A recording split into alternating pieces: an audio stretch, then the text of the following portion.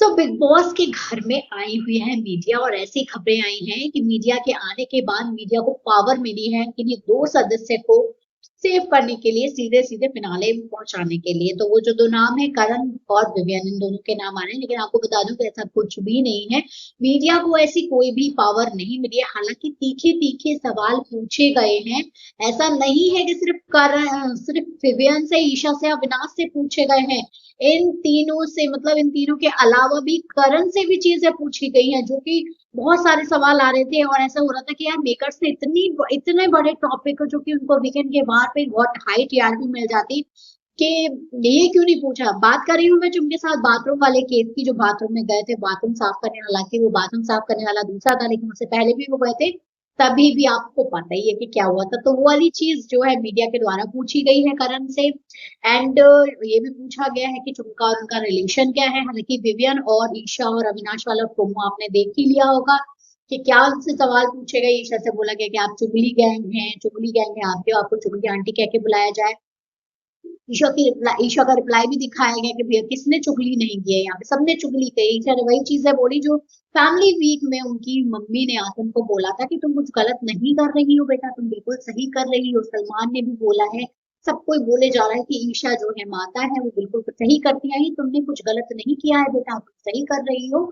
चुगली हर कोई करता है इस घर में, बस तुम्हें ही बोला जाना है, से मतलब। तो ईशा ने भी सेम चीजें बोली कि भैया यहाँ हर कोई कौन चुगली नहीं कर रहा है। चलिए ये सारी चीजें हुई, ये मीडिया राउंड में पूछे गए सवाल जो कि आज आपको देखने को मिलेंगे।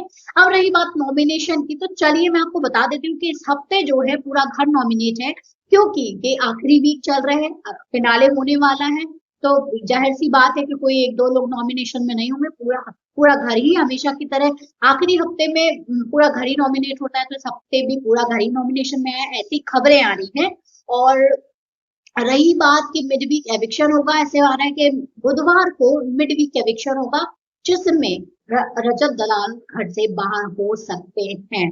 अगर हुआ तो मेकर्स की मर्जी है, और अगर बोला जा रहा है कि इंटरनल वोटिंग के हिसाब से रजत दलाल जाएगा, तो भैया बिल्कुल भी रजत दलाल नहीं जाएगा। इंटरनल वोटिंग की बात करें तो चुम दरंग को घर वाले पहले से चुम दरंग को निकालेंगे, क्योंकि चुम के खिलाफ पूरे जो 4 लोगों का ग्रुप बन चुका है।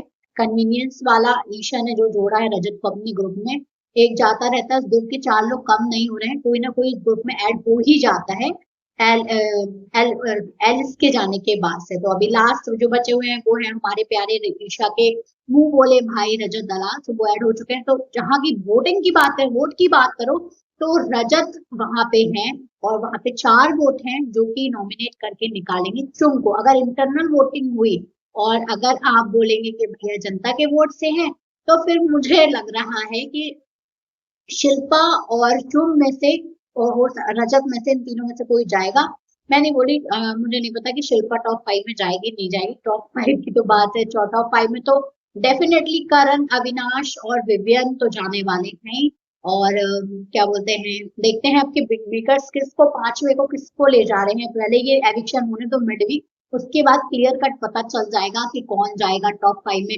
मुझे पता नहीं क्यों लग रहा है कि जैसे लोगों को पिछले सीजन में लग रहा था कि अंकिता लोखंडे ही विनर बनेगी, लेकिन नहीं भैया, मुनावर फारूकी बन गया, क्योंकि वहां पे मुनावर फारूकी थे। और यहाँ पे मुझे ऐसे लग रहा है कि विवेन सेना ही विनर बनेंगे। और टॉप 3 की बात रही तो मुझे कहीं तक लग रहा है कि कहीं ईशा भी टॉप 3 में ना चली जाए। ईशा, करण और सॉरी करण नहीं, क्योंकि करण ने जो चीजें बोल दी है ना कि भैया मैं श्योर हूँ। तो मुझे जहां तक ऐसे लग रहा है कि जो टॉप 3 की बात है, किसको लग रहा है, किस किस को ये लग रहा है, पहले तो मुझे कमेंट में ये बताना कि अविनाश, करण और विवियन टॉप 3 में जाने वाले हैं। लेकिन मुझे पता नहीं क्यों लग रहा है कि ईशा भी जा सकती है, क्योंकि बिग बॉस की वो लाडली तो है कहीं ना कहीं, क्योंकि ये जो बोलती है वही चीजें होती हैं, चाहे वो कोने में बैठ के ही क्यों ना हो।